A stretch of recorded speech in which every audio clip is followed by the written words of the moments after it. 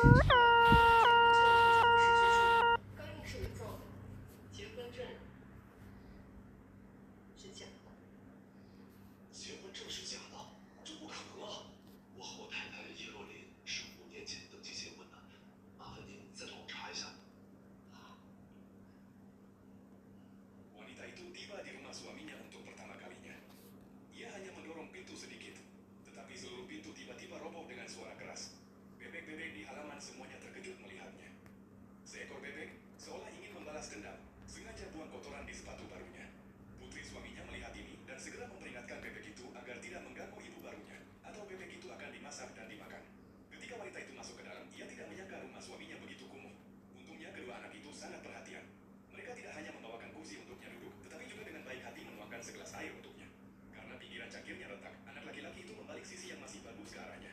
Ketika anak perempuan itu melihat sepatu wanita itu kotor, ia segera mengambil handuk untuk membantu membersihkannya. Wanita itu mencoba menolak, tetapi bangku itu tiba-tiba patah dan ia jatuh ke tanah. Anak laki-laki itu merasa sangat bersalah sehingga ia langsung menangis.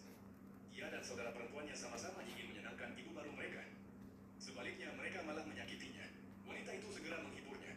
Ketika ia melihat wajah anak-anak yang sedikit kotor, ia ingin pergi ke kopernya untuk mengambil sarung tangan. Namun, anak-anak itu salah paham, mengira ia sedang bergemas untuk pergi. Lalu mereka memegang tangannya sambil memohon agar ia tidak pergi. Wanita itu dengan lembut menenangkan mereka. Kalian sudah sangat baik kepadaku. Aku tidak akan pergi kemana-mana. Mendengar itu, kedua anak itu langsung menjadi gembira. Saat itu juga terdengar suara dari luar. Ternyata suaminya pulang dari bekerja. Ketika wanita itu melihatnya, ia terdiam karena terkejut. Ia tidak menyangka suami barunya begitu tampan. Karena ini adalah pertemuan pertama mereka, pria itu sangat gugup.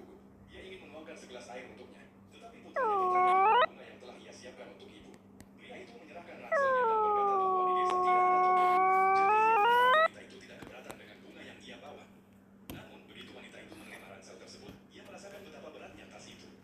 Ketika ia membuka dan melihat isinya, ia benar-benar terkejut.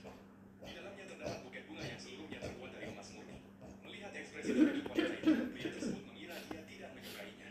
Saat itu anak perempuan itu tiba-tiba berbicara, mengatakan bahwa ayah dan kakaknya sama-sama laki-laki. Jadi mungkin mereka tidak mengerti hati wanita. Lalu ia mengeluarkan sebuah jam tangan dan memasangkannya di pergelangan tangan wanita itu.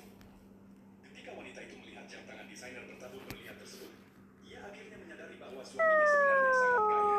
Setelah mendengar itu, pria tersebut membawanya melihat tambak ikannya. Wanita itu tidak menyangka tambak itu begitu luas. Pria itu menjelaskan bahwa ia menjalankan usaha budidaya perikanan kontrak. Kedua anaknya juga membual bahwa keluarga mereka memiliki bisnis di bidang perdagangan luar negeri, hotel, pariwisata, dan banyak lagi.